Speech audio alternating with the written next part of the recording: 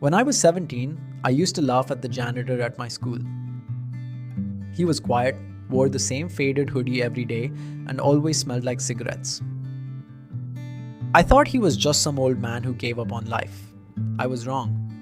What I saw one night after school changed the way I look at people forever. His name was Mr. Allen. Nobody called him that, though. Most students just called him the janitor. He didn't talk much, just cleaned floors, emptied trash cans, and walked with a slow limp. He always wore this worn-out red hoodie. The strings were uneven, like someone had chewed on one. I never gave him a second thought until the day I got detention. It was a stupid prank, nothing dangerous, but I got caught. Detention was quiet, just me, an old math teacher, and the sound of Mr. Allen's mop moving across the floor. When it ended, I forgot my phone in the classroom. I came back a few minutes later, and that's when I saw it. Mr. Allen was sitting alone in the classroom, not cleaning, not working. He was holding something, a photo, and he was crying. I froze. I had never seen a grown man cry like that. He wasn't just shedding tears, he was shaking, like he was breaking apart. Then he pulled out a folded paper and placed it in his pocket.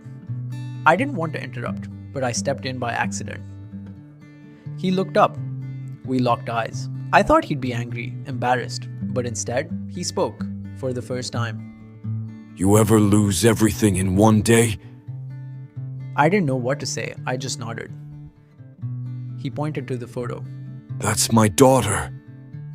She would have been your age. He told me the whole story. 10 years ago, Mr. Allen had a wife, a daughter, a normal life. He was a truck driver.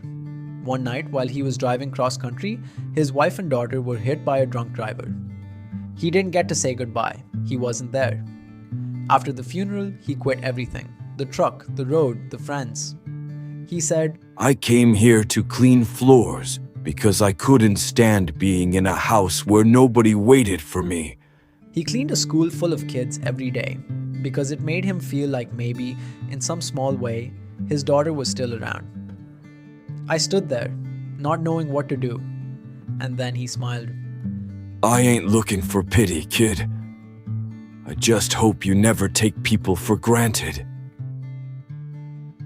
After that night, I never saw Mr. Allen the same way again.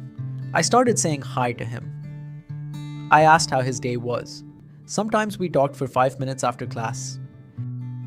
He never brought up his daughter again, but every now and then, I'd see him looking at that same photo. A few months later, he didn't show up for work.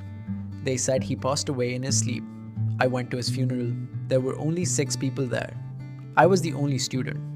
And in my hand, I held a copy of that photo he once showed me. He had left it in a book he knew I borrowed from the library. There was a note on the back. Thank you for seeing me.